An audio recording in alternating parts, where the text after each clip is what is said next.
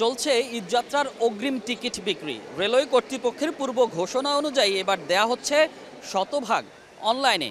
তবে এছাড়া অন্য কোনো মাধ্যমে এবার ট্রেনের টিকিট পাওয়া যাচ্ছে কিনা সেটিই খুঁজবো আজ আমরা। শুরুতেই কমলাপুর রেলওয়ে স্টেশনের টিকিট কাউন্টারে দেখব এখানে কি ঈদের অগ্রিম টিকিট পাওয়া যাচ্ছে। ঈদের অগ্রিম টিকিট সব অনলাইনে। এখান থেকে পাওয়া যাচ্ছে না না, এবং আর কোনো মাধ্যমে পাওয়ার অপশন আছে? আর কোনো মাধ্যমে অপশন নাই।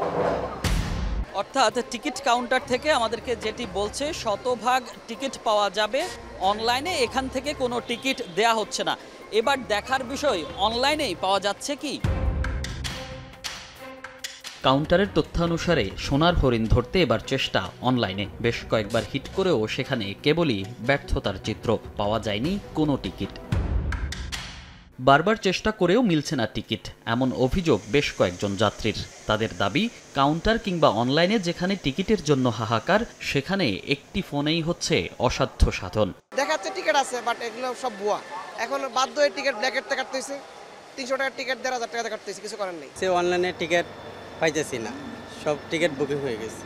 তো এই টিকিট কাউন্টারে এক বাইরে টাকা দিছি, সে বলছে যে আমার কাছে টিকিট আছে, তো টাকা পাঠাও। তো বিকাশে টাকা দিছি, সে টাকা নিয়ে ফোন সিম বন্ধ করে দিছে। অভিযোগের সত্যতা নিশ্চিত করতে ব্ল্যাকারের খোঁজে সময় সংবাদ। কথা বললে নিশ্চিত করেন কিছু টাকা বাড়তি গুনলেই মিলবে টিকিট। আপনি যদি একটু টিকিটের ব্যবস্থা করে দিতেন ভালো হইতো আর কি। হ্যাঁ, দেওয়া যাবে, বাট টিকিটের দাম তো বেশি পড়বে ভাই। টিকিট আপনি লিগ্যাল পাবেন, কোনো প্রবলেম হবে না। সেফটি আমার। শোভন চেয়ার যদি নেন আপনি 1200 টাকা করে পড়বে, আর এসি নিলে আপনার 2000 টাকা করে পড়বে। আমার রুট হচ্ছে আপনার দিনাজপুর, পার্বতীপুর, সৈয়দপুর, নীলফামারী।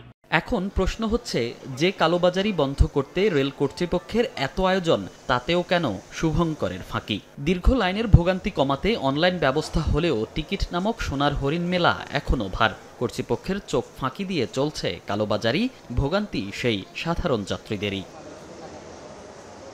মনির হোসাইন, সময় সংবাদ, ঢাকা।